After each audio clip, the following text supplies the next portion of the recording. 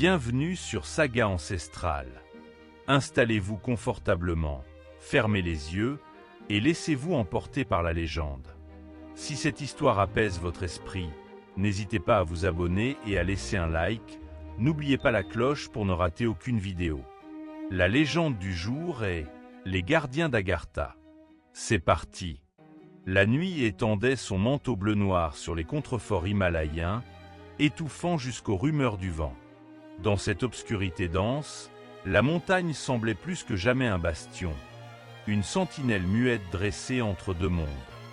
Au flanc d'une vallée ignorée des cartes, à une altitude où le souffle humain devient court, la roche, polie par les âges, creusait la paroi d'une énigme. Là, invisible au regard profane, reposait la porte que seuls les contes les plus anciens savent nommer. Une fine pluie gelée s'accrochait aux pierres, guirlande scintillante sous la faible clarté des étoiles. C'est alors qu'un frisson courut le long des crevasses, une palpitation presque timide, comme si la montagne retenait son souffle. Au pied d'un auvent de schiste, jadis marqué d'inscriptions aujourd'hui effacées par le temps, une ombre prit forme, délicate mais déterminée, enveloppée dans un manteau d'épaisse laine brune. Elle s'approcha lentement, ses pas feutrés absorbés par la neige fraîche. La silhouette s'agenouilla devant la paroi. Ses mains creusées par la sagesse parcoururent un dessin secret, caressant les rainures imperceptibles à tout œil non averti. Elle chuchota dans la nuit, sa voix posée comme une prière, un fil ténu reliant la réalité à l'invisible. Ô gardien du seuil, fais que ma volonté soit digne, que mon cœur touche la note de la paix éternelle, que la lumière soit en moi telle qu'elle fut chez ceux qui vinrent avant. Le souffle de ces mots s'évanouit dans le silence, mais quelque part, au centre du monde, une corde vibra harmonieusement, et la montagne répondit. D'abord, c'était à peine un frémissement, puis une lueur douce, émanant des jointures de la roche. La porte ancienne, scellée depuis des millénaires, révéla une fêlure d'or liquide.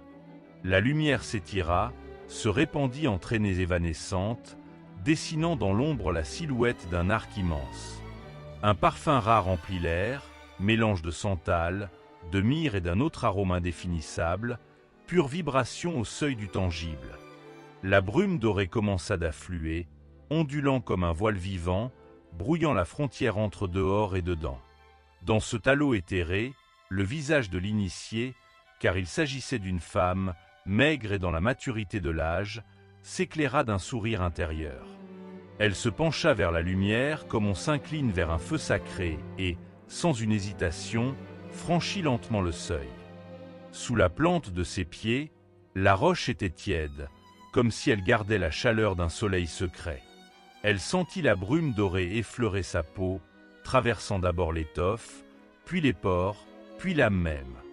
Un apaisement la saisit aussitôt, effaçant sa fatigue, dissolvant les ombres accumulées par la longue ascension. Le chant de la paix enveloppa ses pensées, un bourdon grave et lointain, qui résonnait non dans l'oreille mais au plus intime du cœur.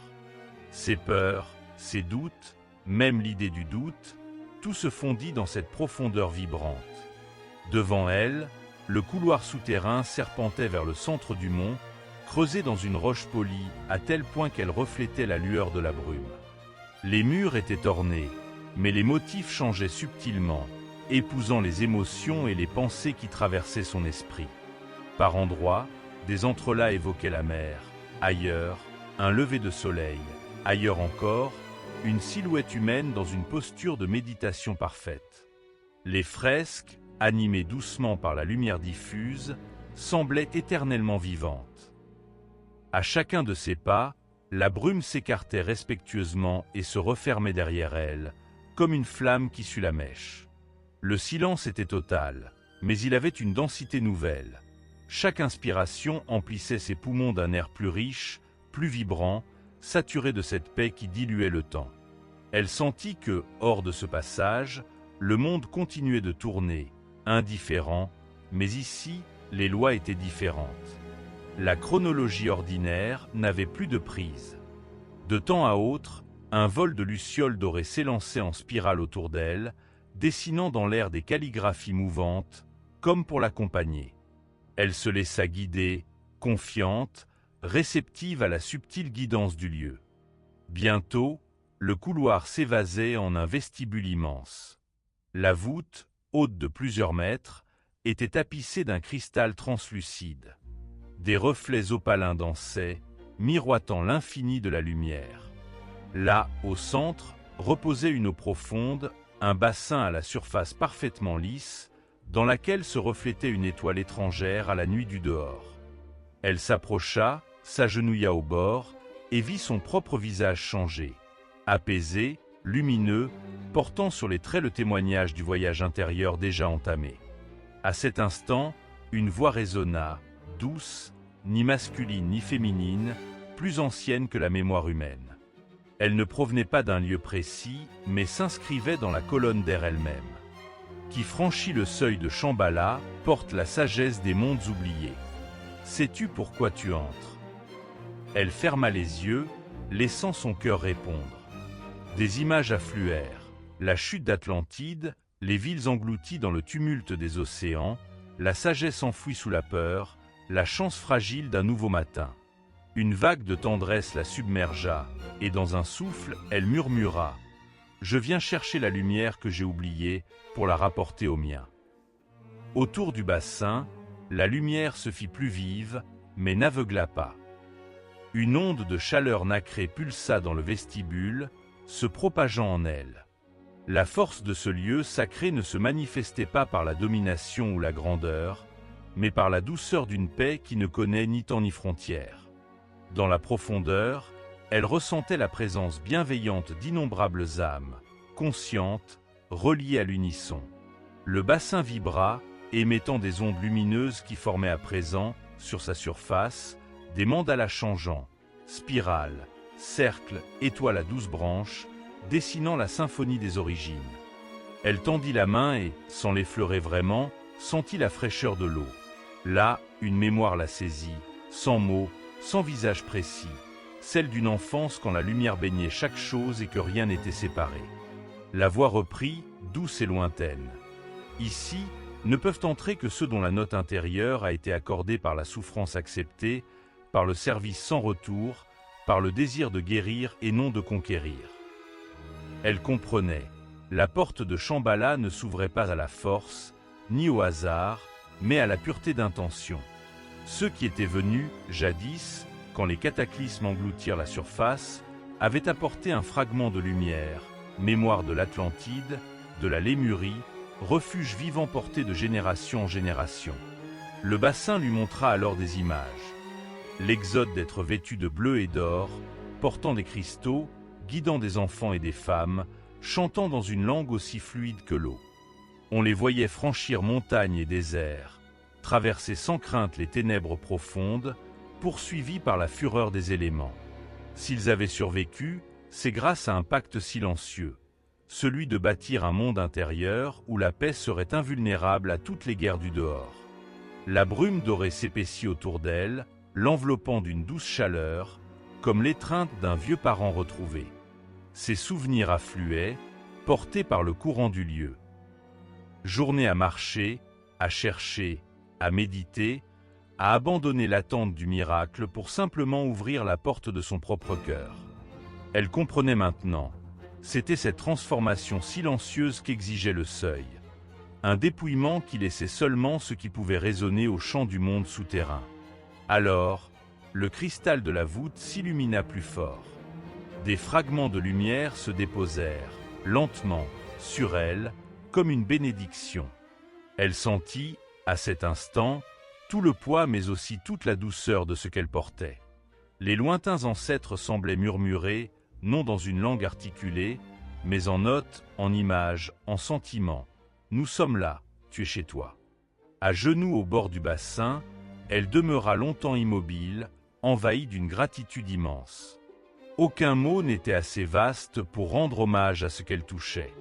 Le silence, le calme épais, l'unité avec chaque chose, mur, lumière, brume, air, formaient une seule vibration, une paix totale. Il n'existait, dans ce vestibule d'Agartha, ni menace ni avenir. Seule comptait la présence et la résonance. Il lui semblait que son passé même, mémoire de douleur, était recouvert d'or, intégré à cette lumière régulière, purifiant tout ce qui devait l'être. Elle n'était pas seule, elle le sentait bien. Parfois, la brume dessinait des formes fugitives, silhouettes humaines, anges sans visage, qui la contemplaient, l'entouraient, la soutenaient dans son recueillement. Elle n'avait rien de fantomatique.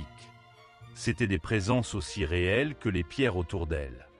Elle vibrait, paisible, sûre, éternelle.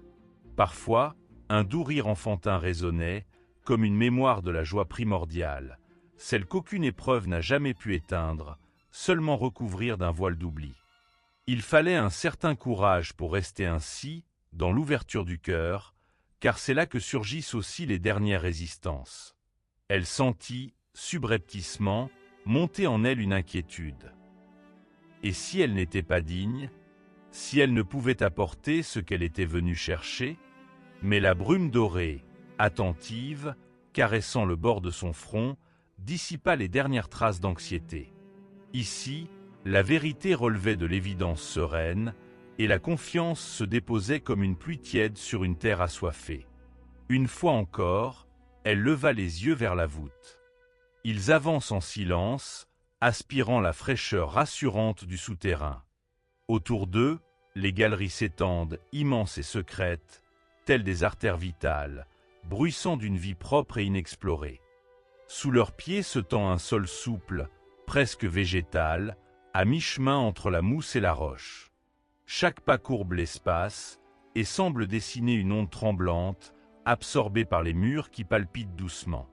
Il y a dans l'air un parfum inconnu, un mélange d'humus frais et d'herbes inconnues, subtil, enveloppant. Les voyageurs échangent des regards, hésitant à rompre la bulle du silence qui s'est formée autour d'eux. Il semble que chaque mot échappé risquerait de déranger l'équilibre fragile et oublieux de ce lieu. Parfois, le plafond s'élève soudain, s'ouvre sur d'inattendues cathédrales souterraines, où des piliers forgés par le temps s'enroulent de lianes luminescentes, dessinant d'étranges arabesques mouvantes. Les parois, humides et vivantes, respirent réellement, ce n'est pas la seule impression d'un esprit fatigué ou exalté. Elles bougent, s'écartent, se referment très lentement, dans un flux d'inspiration et d'expiration si profond que chacun finit par adapter son souffle à cette étrange cadence. Plus qu'un écho, chaque pas semble répondre à l'inspiration lente du monde minéral, comme si la montagne devenait être, thorax gigantesque, et respirait à la mesure de leur propre cœur. La lumière ici n'est jamais franche. C'est une soupe irréelle, ondoyante, témoignage de la bioluminescence qui s'épanouit dans des fissures, ou descend en filaments d'une voûte lointaine, ou explose par éclats colorés sur le dos des créatures silencieuses qui glissent parfois dans les interstices. Les formes s'allongent, se contractent, se reflètent dans des flaques aux couleurs changeantes. L'impression d'être sous la glace d'un étang en hiver, ou dans le creux d'un rêve, ne les quitte pas. Les ombres s'étirent, les muent presque en silhouettes translucides, des doubles de brume et de lumière, guidés par la certitude qu'il y a encore tant à découvrir en avant. En certains lieux, les galeries bifurquent, se dédoublent, s'entrelacent comme les racines d'un arbre souterrain. Impossible de savoir si un choix, même anodin, mènera à une impasse ou un atrium baigné de lumière douce. Dans chacune de ces salles, le silence n'est jamais total. Un léger chuintement, comme la brise sur le sable sec, se mêle au lent soupir des passages. Il semble parfois que de l'eau court en sous-main, alimentant invisible cet univers de cristaux, de mousse, de vie en suspens. Mais rien ne coule en surface, pas de rivière, pas de chute d'eau, juste la promesse ténue d'une vitalité cachée. Au fil de la marche, alors que la fatigue s'estompe mystérieusement, un phénomène naît et grandit. Ce n'est pas la simple accoutumance à la lumière ni à la forme mouvante de l'espace, c'est quelque chose d'autre. Chaque voyageur sent, dans ses pensées, l'irruption de visions, subtiles d'abord, puis de plus en plus précises. Images, formes, couleurs inouïes dérivent à la frontière de la conscience, éveillant des souvenirs qui jamais n'ont été vécus, des impressions d'enfance dans des cités de cristal, de vastes temples couverts de végétation, de visages anciens qui sourient sans parler. Mais rien de menaçant, rien d'agressif, plutôt l'impression d'être invité, accueilli. Il voit, par moments brefs, la silhouette transparente d'une ville suspendue dans le vide, chaque édifice taillé comme une gemme, chaque fenêtre ouverte sur un monde intérieur. La lumière s'y entasse par prismes, s'y divise, se recoue et jette au loin le rêve muet d'une population disparue. Parfois, la vision bascule. Il se trouve au milieu de places circulaires, au pied d'autels monumentaux où la pierre vibre sous les mains de prêtres anciens drapés de voiles dorés. Ces temples ne sont pas morts, ils respirent, résonnent sous la peau de la terre même, et le souffle puissant qu'ils émettent remue l'air du tunnel, passant sur les murs comme une caresse attentive. La sensation devient collective. Sans jamais s'être consultés, tous les voyageurs ralentissent le pas au même endroit, comme guidés par une intuition partagée. Devant eux, la galerie s'élargit, s'arrondit peu à peu pour former un espace d'attente, un vestibule naturel. Des colonnes végétales, couvertes de mousse phosphorescente, s'élèvent, réunissant sol et plafond dans une étreinte paisible. Au centre, une nappe d'eau immobile, d'un vert profond, reflète lueur sur lueur, si bien qu'on jurerait voir défiler sous la surface des cortèges de silhouettes anciennes, parées pour une fête disparue. Leur souffle s'apaise, s'accorde définitivement à celui du monde souterrain. Certains ferment les yeux un instant et entendent, plus nettement, les battements de la galerie, pareils aux pulsations d'un cœur vivant. Les visions continuent, non plus éparses, mais comme de vieux souvenirs entretenus par la mémoire collective de la terre elle-même. Un parfum de fleurs nocturnes s'élève, et les parois s'illuminent d'un jeu de veines orangées, tel le feu sous l'écorce. Ils s'assoient, sans même se parler, en cercle autour de la nappe d'eau, écoutant les murmures de la pierre. Ainsi installés, ils sentent la fatigue revenir, mais différente, apaisante, mère. C'est la lassitude d'avoir vu ce qui est caché, la douceur de l'évidence retrouvée. Au creux de cette courte halte, les yeux fermés ou mi-clos, chacun reçoit sa part de passé.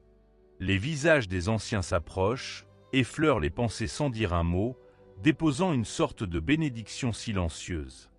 Certaines visions sont plus tenaces. Le front d'un peuple couronné de feu, la traversée solitaire d'une vallée souterraine baignée de chants, la sensation d'avoir participé à des rituels dont le souvenir à peine effleuré soulève en eux une émotion, à la fois lointaine et personnelle. Le temps, lui, semble dissous. S'écoule-t-il quelques minutes, des heures? Rien n'arrive, hormis le passage du souffle des galeries qui s'intensifie, puis décroît, les berçant d'une oscillation rassurante. Parfois, les images s'infiltrent dans la réalité. Un fragment de colonne émerge de la roche, puis s'efface. Une fresque se peint sur un mur avant de glisser lentement vers l'oubli. L'air est devenu chaud et chargé d'humidité, caressant la peau. Au fond des méandres, quelque chose veille, attend que les visiteurs trouvent leur route. Lorsque l'un d'eux rouvre les yeux, la nappe d'eau du centre miroite étrangement. À sa surface paisible, un visage apparaît, immense, aux traits anciens et doux. Il ne parle pas, mais ses yeux semblent supplier de regarder plus loin, au-delà même du reflet. C'est une invitation, et tous la sentent. Une main se tend, effleure la surface, mais rien ne trouble le miroir. Seulement, dans l'esprit de chacun, se grave discrètement un nom, peut-être celui d'Agartha, ou d'un souvenir encore plus enfoui. Le voyage reprend. La galerie se fait plus étroite, un temps, puis s'ouvre soudain sur une avenue d'écho, où la lumière danse sous la forme de myriades de points bleus et verts. Les parois vibrent, battent la mesure, et chaque pas est plus léger. On dirait que le sol même pousse à marcher, un tapis invitant et vivant. Au loin, des sons inédits, ni tout à fait des voix, ni tout à fait des instruments, accompagnent la marche. Une mélodie de pierres frottées, d'eaux étouffées, de vents prisonniers, dessinant un chant immémorial. Des arcades apparaissent ensuite, soutenant le plafond fragile d'une salle de géodes géante dont les faces polycapturent et démultiplient la lueur, créant une infinité de reflets qui s'imbriquent, se répondent. Les voyageurs se regardent dans ces miroirs de pierre. Mais ce qu'ils voient, ce n'est pas seulement leur propre image. Par transparence, 1000 autres visages se superposent, tantôt humains, tantôt étranges, recouverts de tresses et de colliers, ou ornés de signes incompréhensibles, tous tournant vers eux une attention douce et pénétrante. C'est comme si leur passage réveillait la mémoire de la roche, qui leur renvoie le souvenir de tous ceux qui ont marché ici avant eux. L'un d'eux remarque soudain une fissure discrète le long d'une arche. En s'approchant, il y voit des gravures minces, presque effacées, spirales et figures, lisibles davantage par l'intuition que par la vue. En posant la main sur la pierre, il perçoit un frisson, éclat bref, sensation d'être relié à un cœur immense de présence. Le sentiment est doux, profond, rassurant. Dans ce lieu, nul n'est jamais vraiment seul. Marchant plus loin, la galerie s'abaisse, se voile partiellement de rideaux de lianes phosphorescentes qu'il faut séparer doucement. Le sol devient tiède, par endroits, et l'odeur se fait plus riche, tirant sur la cannelle et la résine avec une pointe minérale. De temps à autre, un bruissement, la perception d'une silhouette, d'un animal qui observe, mais la sensation n'est jamais hostile. Simplement, la confirmation silencieuse que la vie, même timide, s'épanouit jusque dans les recoins les plus secrets de la terre.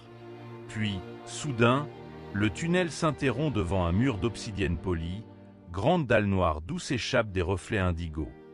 Au centre, une gravure simple, une spirale entourée de points, qui semble chavirer doucement à la lumière. En l'observant, les voyageurs comprennent sans mots. Ce mur n'est pas un obstacle, mais un seuil. Ils ferment les yeux, respirent le souffle long et patient de la galerie, et dans l'obscurité la plus dense, chacun ressent le déplacement de quelque chose en eux. Lorsqu'ils rouvrent les yeux, le mur d'obsidienne a disparu, leur offrant le passage. Au-delà, tout est plus calme encore. Les visions se font moins envahissantes, plus intimes, des scènes d'amitié, de retrouvailles, des images d'une paix retrouvée. Un silence irreal envelopait la caverne. À mesure que tu t'enfonçais dans l'obscurité, ta respiration se ralentissait sans même que tu t'en rendes compte, happé par la tranquillité ancienne qui vibrait dans les parois. L'air, bien que frais et saturé de minéraux, avait quelque chose d'indéfinissable, un parfum oublié, ni tout à fait terrestre ni totalement étranger. La lueur discrète émanant du bâton orné trancha l'obscurité, révélant des murs couverts de motifs qui semblaient onduler, comme des souvenirs cristallisés qui attendaient d'être effleurés pour reprendre vie.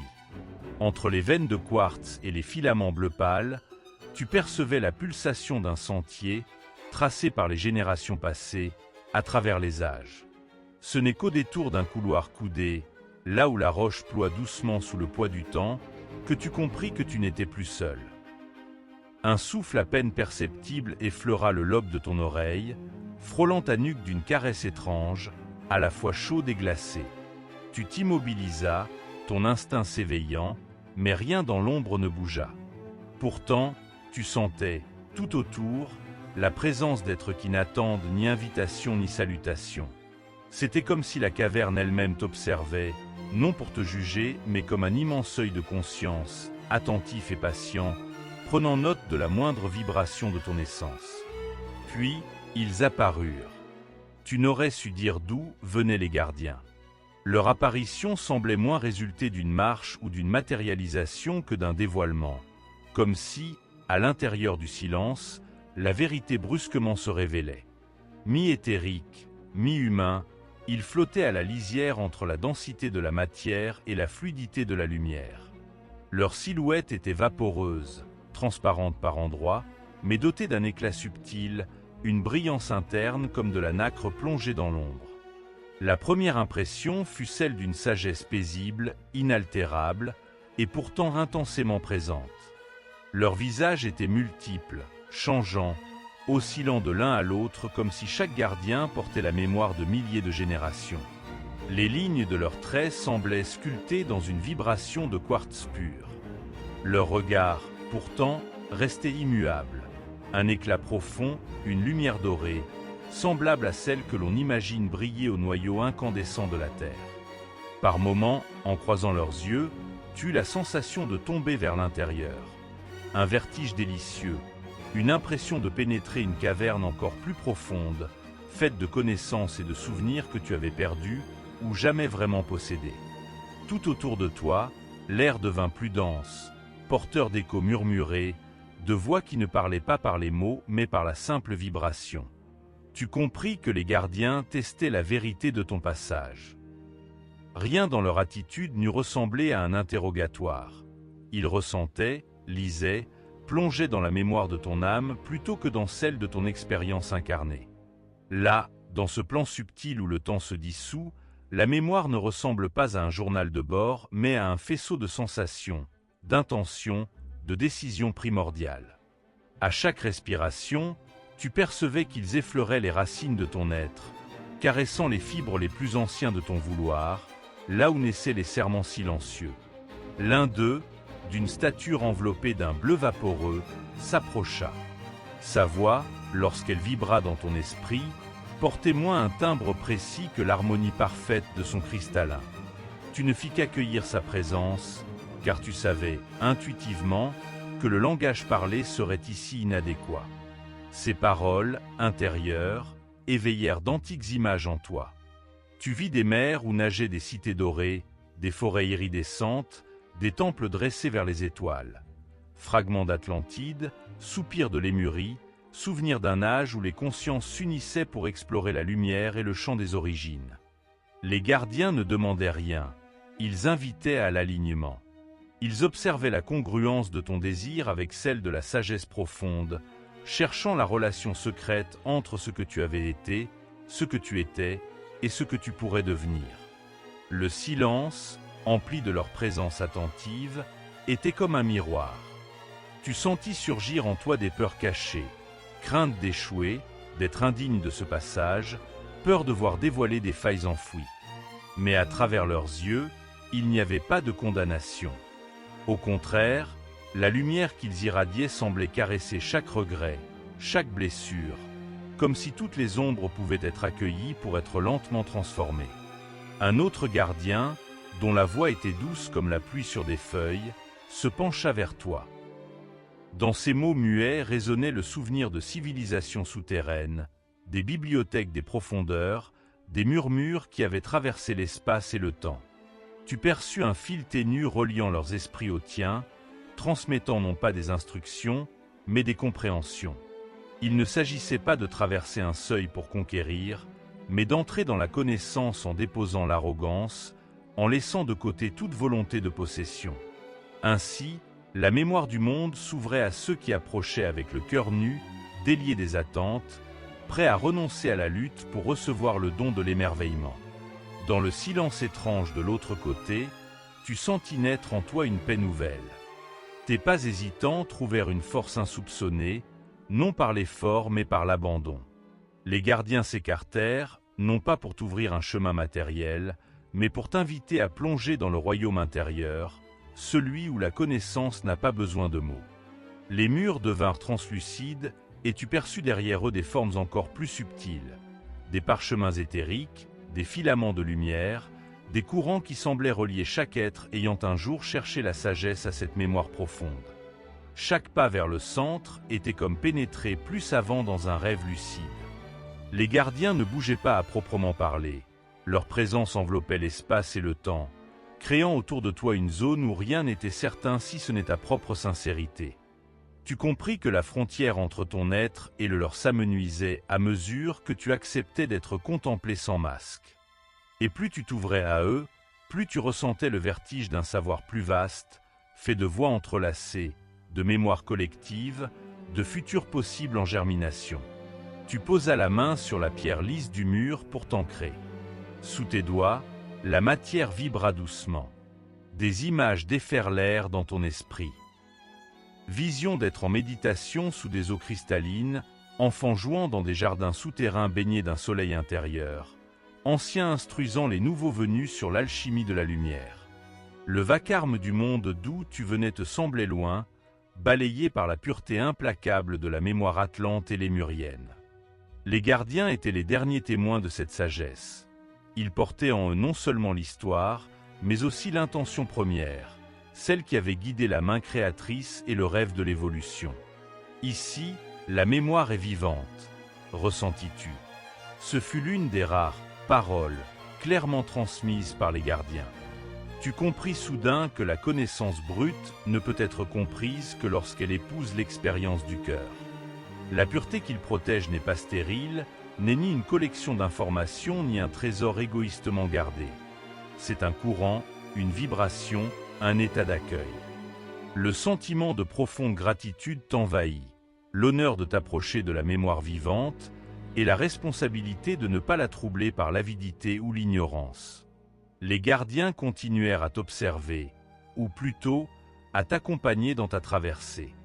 Au fil de cette lente progression, tu commenças à reconnaître leurs différences. Certains rayonnaient d'une compacité minérale, d'autres paraissaient aussi fluides que de l'eau en mouvement, et d'autres encore semblaient faits de vent, de chants ou d'étincelles chatoyantes. Un sentiment grandissait, qu'à travers eux, tu accédais à toutes les strates de la terre, à la mémoire de chaque règne, minéral, végétal, animal et humain. Cette perception t'emplissait d'humilité et d'émerveillement mêlés. L'un des gardiens, dont la silhouette se dissolvait par moments dans la lumière, t'invita à t'asseoir sur une dalle de pierre. Une fois installé, tu fermais les yeux instinctivement et tout s'effaça autour de toi. Dans la pénombre intérieure, la mémoire de ton âme fut exposée en arabesques de couleurs et de sons. Des épisodes de ta vie jaillirent, mais aussi d'autres, plus anciens, qui ne t'appartenaient pas en propre, portant la saveur d'expériences universelles. Doucement, tu compris que la frontière entre tes souvenirs et ceux du monde s'effritait, que ce passage réclamait l'abandon du « je » au profit du « nous ». Dans les profondeurs de ta méditation, tu perçus des chants. Ils faisaient vibrer chaque os de ton corps, chaque brin de ton esprit, ravivant des souvenirs enfouis, activant la lumière sous tes paupières closes. Ces chants n'étaient ni joyeux ni tristes. Ils portaient la vérité nue, la sagesse des cycles, la compréhension des épreuves et des joies vécues depuis la jeunesse du monde. Les gardiens te les offraient sans filtre, confiants en ton intégrité pour les recevoir et les laisser tisser leur œuvre. Quelque chose, alors, s'ouvrit. Tu ressentis l'élargissement de ton champ de conscience, comme si tu devenais une cavité très ancienne, façonnée pour recueillir le fleuve de la mémoire universelle. Les gardiens, toujours présents, guidaient ce mouvement du simple regard, t'enseignant silencieusement que pour accueillir, il n'est besoin ni de clamer ni de lutter. Il suffit d'être là, réceptif, humble, attentif. Une vague de lumière traversa ton corps, de la racine de ton être jusqu'à ta couronne, dissolvant les derniers doutes. Il cheminait depuis de longues heures dans les entrailles de la terre, là où la lumière du soleil n'était plus qu'un souvenir. Aya n'entendait plus que le frottement de ses pas sur la pierre humide, amplifié par le silence abyssal. Elle suivait le fil ténu de son souffle, la régularité rassurante de ses inspirations et expirations, comme si elle se rappelait elle-même d'être encore en vie. Puis il y eut une odeur, légère comme la brume, mêlée de miel, de feuilles écrasées et d'ozone, comme le parfum de l'orage imminent. Le corridor abrupt s'élargit soudain en une voûte, et devant elle, l'obscurité se fendit.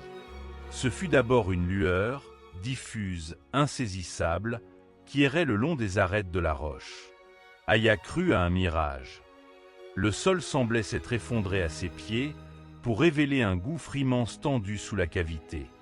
Mais bientôt, alors qu'elle avançait prudemment, elle vit que le vide n'était qu'apparence. Car flottant entre les parois cristallines, adossées à la pierre comme des nénuphars en apesanteur sur une eau transparente, surgissaient des cités. Elles s'élevaient en bosse et en spirale, de vastes dômes translucides faits d'une matière diaphane, ni verre ni cristal, irisés comme la coquille d'un coquillage sous la lune. Les structures se superposaient, se reliaient par des ponts graciles, des filaments torsadés, suspendus dans un équilibre invisible. La lumière, venue d'on ne sait où, flamboyait d'un or doux, glissant et chatoyant sur chaque surface, enveloppant les cités dans une clarté chaude et poreuse. Alors Aya comprit. Elle était parvenue à un endroit où le temps et la géographie se distordaient. Là, sous la peau du monde, appartenait le cœur secret de la Terre. Les cités semblaient flotter, défier la gravité, pourtant elles étaient ancrées profondément, portées par un réseau de racines minérales et de veines lumineuses, comme les branches souterraines d'un arbre cosmique. Elle s'approcha du promontoire taillé dans la roche. D'ici, elle pouvait observer la ville vivante, sentir sa respiration collective. Un frémissement de chaleur, de couleurs, de pulsations lentes. Des silhouettes glissaient dans les rues suspendues, vêtues de vêtements fluides pareils à des écailles de lumière. Elles avançaient avec une grâce harmonieuse, comme si chaque mouvement avait été répété 1000 fois, rendu parfait par la pratique d'un art subtil. Les étoffes semblaient tissées d'arc-en-ciel liquide, captant et dispersant les ondes dorées qui circulaient dans l'air. Les êtres eux-mêmes, plus gracieux que des humains, sans pourtant sembler d'un autre monde, arboraient de longs cheveux soyeux retombant en cascades et des peaux allant du cuivre pâle à l'ivoire scintillant. Aya sentit d'abord leur regard, doux, pénétrant, comme un rayon de lune sur une étendue d'eau calme. Elle ne perçut ni étonnement ni défiance, mais une curiosité bienveillante, une ouverture si vaste qu'elle lui donna le vertige. Ils lui firent signe d'avancer, guidée par un sourire silencieux. Elle descendit un escalier limpide, composé de marches lumineuses qui n'émettaient pas de son sous ses pieds nus. L'un d'eux s'approcha d'elle. Il portait autour du cou une spirale d'argent et ses yeux reflétaient 1000 pigments.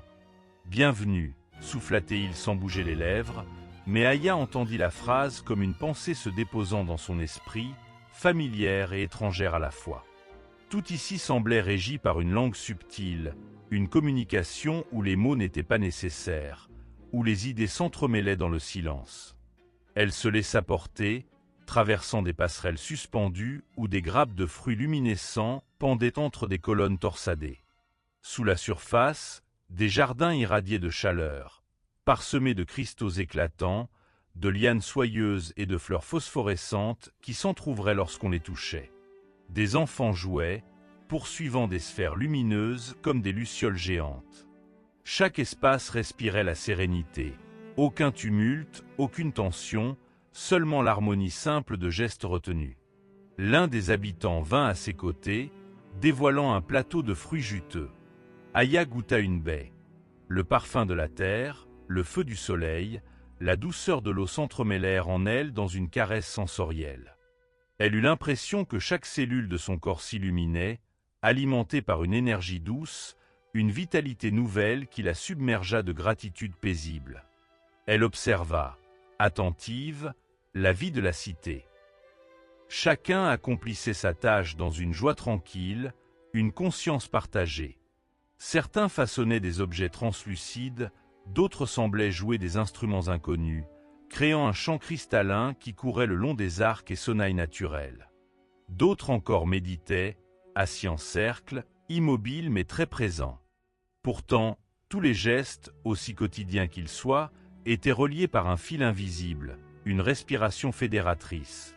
Chaque action participait à une chorégraphie essentielle. Chaque pensée était tournée vers l'équilibre du tout. Aya remarqua que ces êtres ne vieillissaient pas comme les humains de la surface. Leurs gestes ne connaissaient ni fatigue ni hésitation. Leurs visages, empreints de jeunesse intemporelle, respiraient une bienveillance profonde. Plus étrange encore, aucune trace de peur ni de colère ne flottait autour d'eux. Ils semblaient libérés du flot d'émotions conflictuelles qui d'habitude traversent le cœur humain. Un état de paix palpable, intensément vivant. Elle s'assit dans le vaste dôme central, point de convergence de la cité. Le sol sous ses pieds vibrait d'une chaleur douce. Le plafond s'ouvrait sur un réseau complexe de cristaux vivants, captant et rediffusant la lumière de la source enfouie. Ici, a-t-elle compris, régnait une science étrange. La technologie et la spiritualité se fondaient l'une dans l'autre, dans une alchimie qui transmutait les concepts connus. Jamais elle ne vit une machine à proprement parler, mais la cité tout entière semblait vivante, modelée par une intelligence collective dont chaque habitant était un maillon. Un des anciens s'approcha d'elle. Son visage était traversé par 1000 rides fines comme les filaments d'une feuille, mais ses yeux, profonds et lumineux, rayonnaient d'une jeunesse aiguë. Il l'invita à le suivre dans une alcôve bordée de symboles phosphorescents. Aya s'adossa, écoutant le bruissement des énergies autour d'elle. « Tu veux comprendre, » dit la pensée du vieil homme, paisible et incisive. « Tu perçois l'harmonie, mais tu ressens aussi la différence avec ton monde. » Aya acquiesça, d'un sourire. « Pourquoi un tel écart ?» songea-t-elle, la question glissant de son cœur à son esprit jusqu'à ses lèvres muettes.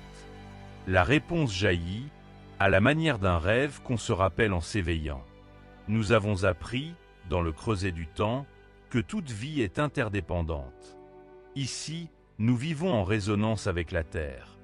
Notre science ne cherche pas à dominer, mais à se mettre au service du vivant.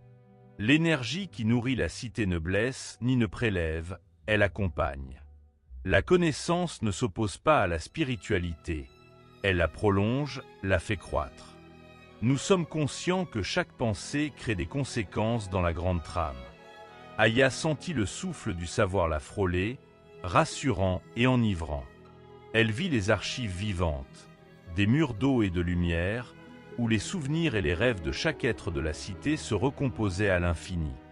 Ici, le passé, le présent et l'avenir se liaient dans une filiation subtile.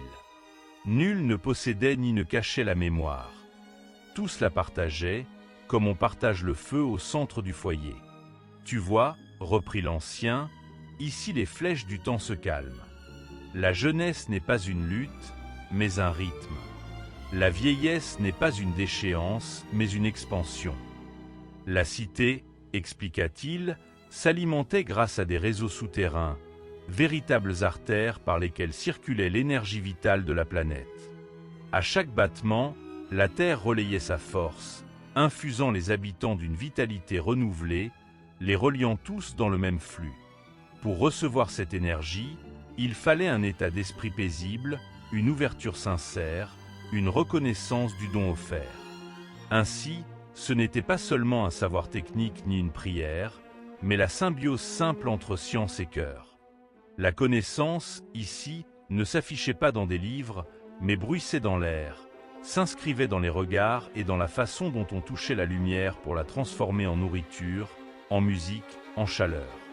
Les enfants apprenaient par osmose, guidés par les vibrations invisibles du lieu, initiés très tôt à l'écoute de l'équilibre fragile qui relie toute chose. La cité était sans maître, sans chef, car la sagesse se partageait d'égal à égal, et la hiérarchie n'était qu'un jeu de nuances respectueuses, jamais de pouvoir. Au centre du dôme, un immense bassin d'eau luisante reflétait la clarté intérieure du lieu. Aya s'en approcha, invitée par le geste d'une femme dont les cheveux sombres brillaient de reflets opalescents. « Plonge ta main », souffla-t-elle sans bruit. Alors qu'Aya effleurait la surface, une décharge douce la parcourut, emplissant son corps d'une chaleur fusante. Elle vit de brèves images, une enfance sous un ciel inconnu, le rire d'amis perdus, la saveur d'une pluie d'été. Puis les souvenirs se fondirent en images d'ailleurs, étranges et poignantes. La terre qui naît, des montagnes traversées par la lumière, des océans en fusion, des créatures disparues. Son esprit s'élargit, effleurant, l'espace d'un instant, la conscience diffuse du monde sous ses pieds. Elle comprit, enfin, le sens du voyage qu'il avait mené ici, voir, ressentir, apprendre, mais aussi transmuter ce qu'elle avait cru savoir. Ici, la frontière entre elle et les autres s'estompait, remplacée par une solidarité simple et profonde, un sentiment d'appartenance à une histoire plus vaste, plus ancienne que les mots. Un sentier voilé menait Aléanor jusqu'au cœur d'Agartha. L'air semblait plus brillant là-bas, saturé de murmures, comme si le temps lui-même laissait tomber ses plumes dorées sur chaque feuille, chaque pierre. Les arbres millénaires s'inclinaient légèrement, rassurés par les promesses de silence et de paix, et la terre, moelleuse sous ses pieds nus, la portait plus doucement que l'eau la plus calme. Bientôt, au détour d'une clairière, elles apparurent, les bibliothèques vivantes. Rien, dans les chroniques humaines qu'Aléanor avait effleurées, ne pouvait préparer un cœur à la vision de ces sphères de cristal, suspendues sans corde ni pilier entre la lumière diffuse des arbres. Elles pétillaient doucement, des myriades de reflets colorés dansant à leur surface, comme si chaque sphère portait en elle l'ombre d'une aube oubliée. Certaines étaient hautes comme des tours, d'autres petites, nichées comme des joyaux entre les racines, et d'autres encore flottaient entre ciel et brume, portées par un souffle invisible. Leur lueur s'accordait au rythme secret de la forêt, élevée mais sans ostentation, paisible comme une respiration ancienne. Une gardienne l'attendait, Sérétiel. Sa silhouette ondulait comme une colonne d'eau mouvante, ses cheveux argentés baignaient dans la lumière de midi. Sérétiel n'avait plus d'âge. Ses yeux, vaste lac traversé par la paix et la mémoire, invitaient à parler moins fort, à penser plus lentement. Elle n'adressa à Léanor qu'un léger signe de tête, mais dans ce geste flottait tout le respect qu'on accorde à l'unique voyageur qui, d'un pas humble, sait reconnaître le seuil d'un mystère. « Tu as entendu l'appel, dit Sérétiel, et maintenant, c'est à toi d'ouvrir la porte. » Aléanor inspira longuement, laissant la forêt la traverser, puis suivit la gardienne au centre du cercle de sphères, là où l'herbe était si douce qu'on aurait cru toucher le duvet d'un oiseau encore chaud de son nid. 3 sphères se mirent à luire, comme si elles ressentaient la présence d'une conscience en paix, prête à livrer leurs secrets. Dans le silence, Sérétiel posa sa main délicatement sur l'une des sphères. Elle s'ouvrit en une corolle de lumière, et une brume dorée déploya ses tentacules fins pour enlacer la conscience d'Aléanor. Elle ne voyait plus la forêt, ni même son propre corps. Chaque sensation fut remplacée par une légèreté vertigineuse, et son esprit s'enfonça dans la sphère comme on s'immerge dans un bassin sans fond. Les peuples de l'Atlantide parlaient. Leurs voix, dépourvues de mots, vibraient directement dans la trame de la conscience. Aléanor ne regardait pas une histoire défiler. Elle en devenait le témoin présent et actif, ressentant la chaleur des marées primordiales, le frisson d'une aube saturée d'énergie. Elle vivait les moissons d'algues, les rituels marins, les étreintes sacrées autour de l'aiguille centrale, qui s'élevait comme un chant figé vers les astres. L'eau chaude caressait sa peau sous des soleils éternels. Les cristaux enfouis dans la terre vibraient d'une musique lente qui épousait la pulsation de son propre cœur. La chute d'Atlantide ne fut pas décrite, elle fut ressentie. Un ébranlement surtraversa la conscience d'Aléanor. La fierté impétueuse d'un peuple, son rêve de maîtriser les forces cosmiques, s'inversait soudain en une spirale de silence et de regret. Des millions d'âmes s'unissaient dans une vision, pressentant avant l'illusion de la gloire, le péril de l'oubli. Puis l'eau noire engloutit tout, on ressentait le froid, la texture du deuil, la lumière abandonnant les temples sous la mer. Mais la mémoire résistait, palpitant toujours dans ce cercle cristallin, attendant que quelqu'un, un jour, la reprenne et l'offre au monde sous une autre forme.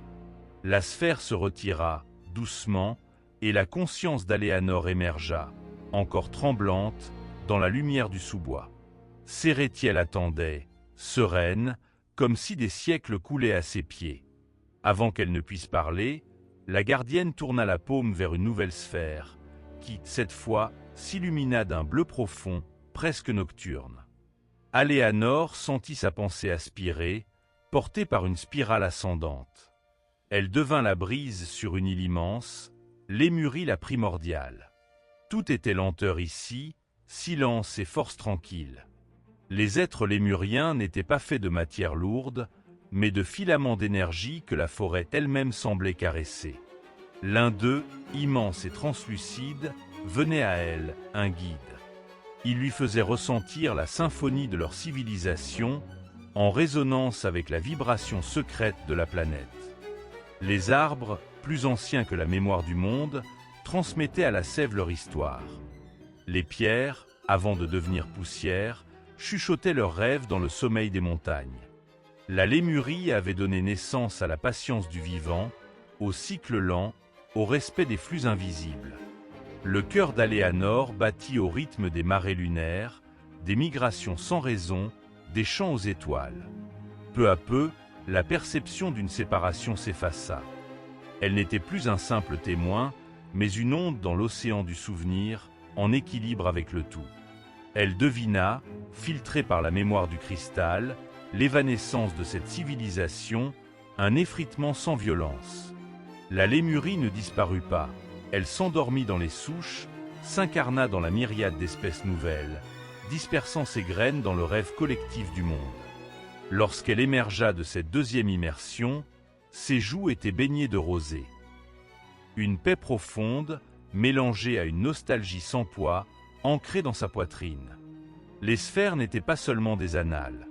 Elles étaient des ponts, des auberges où l'âme fatiguée venait se réchauffer auprès de l'âtre du souvenir universel.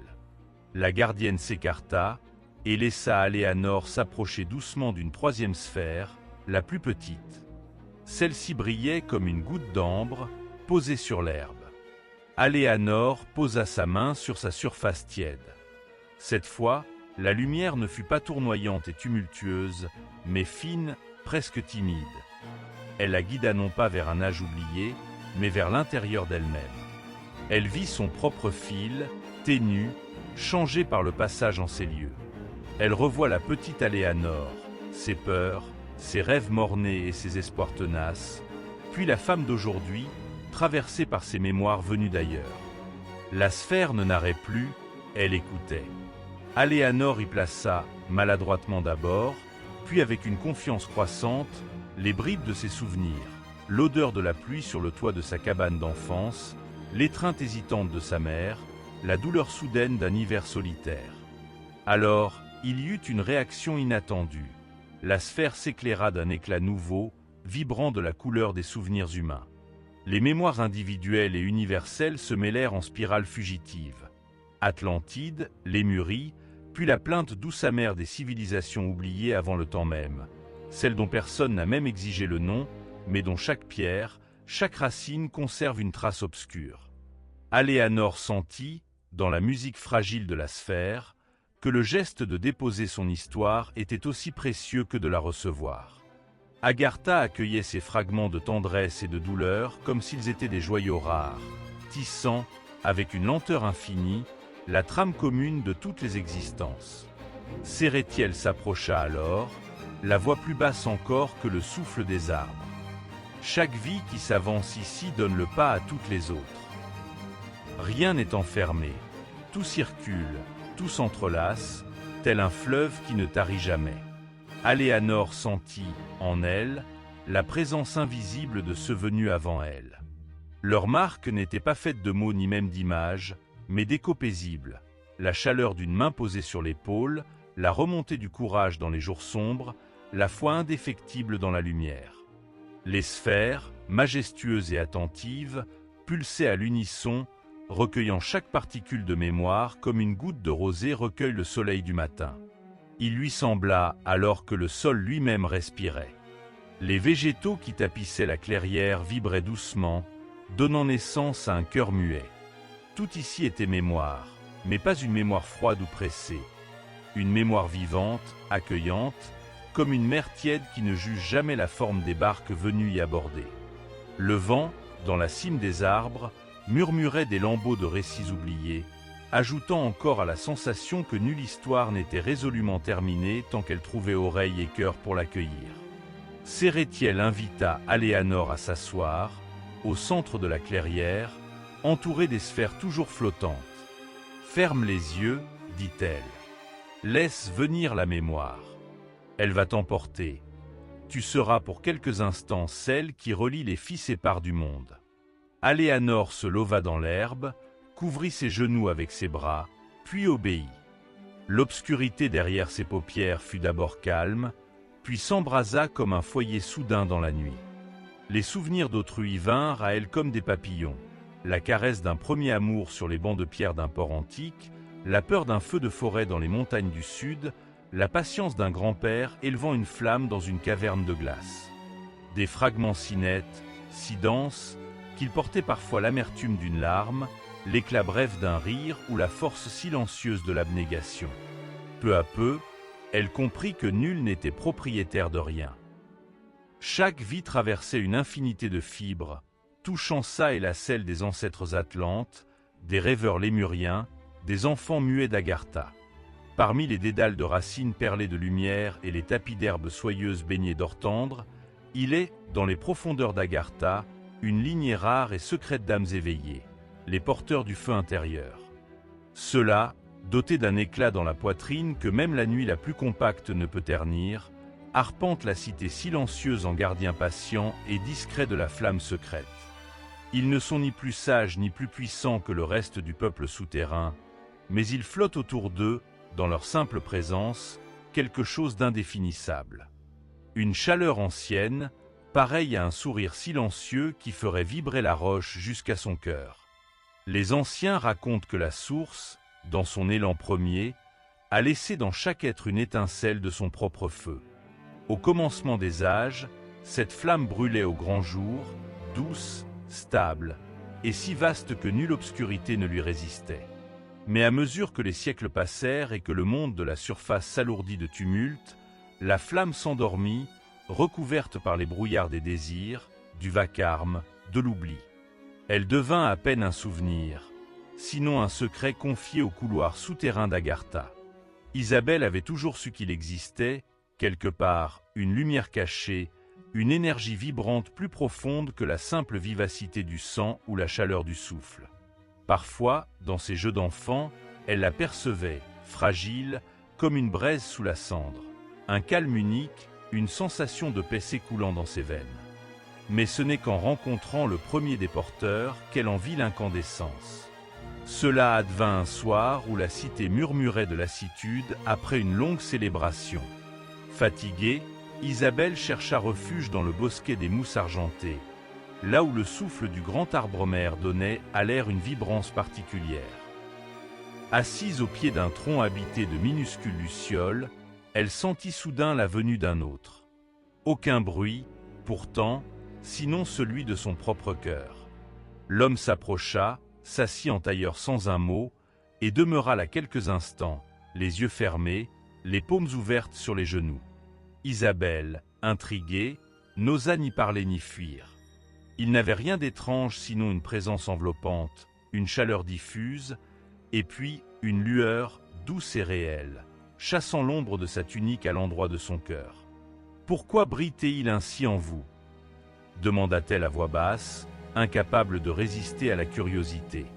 L'homme rouvrit doucement les paupières, et son regard n'avait ni l'éclat d'un feu, ni la gravité de la nuit, mais la tranquille bienveillance d'un foyer entretenu dans le silence. Ce feu, enfant, est en chacun. En toi aussi il sommeille. Il n'a rien de magique, ni de réservé à quelques élus. Il te suffit de l'écouter, dit-il en posant une main légère sur sa propre poitrine, puis sur celle d'Isabelle. Elle sentit alors, sous ses doigts, comme un éveil minuscule, un tressaillement à la fois doux et intime, qui dépassait le battement de son propre cœur. Une lueur silencieuse, humble, pareille à un minuscule soleil se leva en elle, nimbant ses pensées d'une chaleur inédite. Là, au creux du silence, le porteur lui conta l'histoire de la flamme.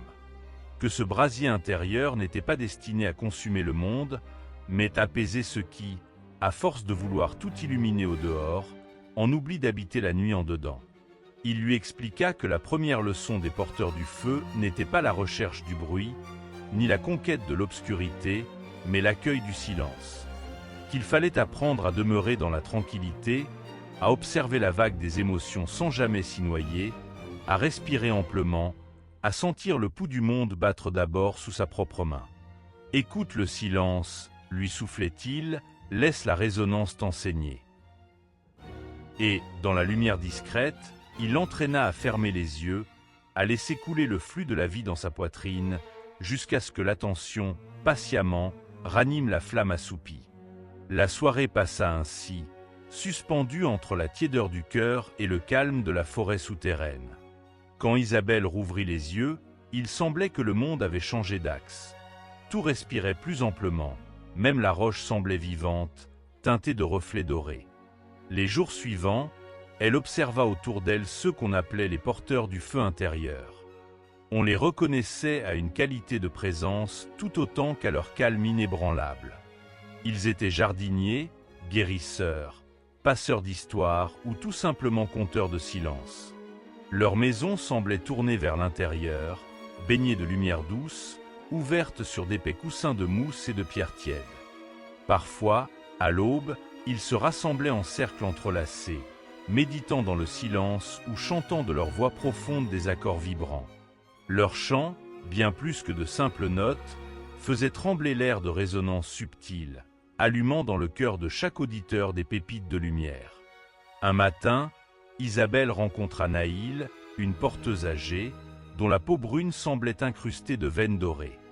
Naïl vivait près de la source la plus ancienne, là où l'eau, en jaillissant de la roche, chuchotait des leçons anciennes. Isabelle s'était assise non loin, écoutant le clapotis serein, quand Naïl lui proposa simplement de s'approcher. « Approche, petite étoile », lui dit-elle d'une voix rauque, « assieds-toi à mes côtés.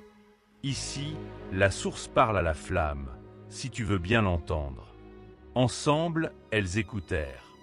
D'abord, ce fut le bruit de l'eau, le ruissellement dans la roche, puis, peu à peu, la perception se transforma.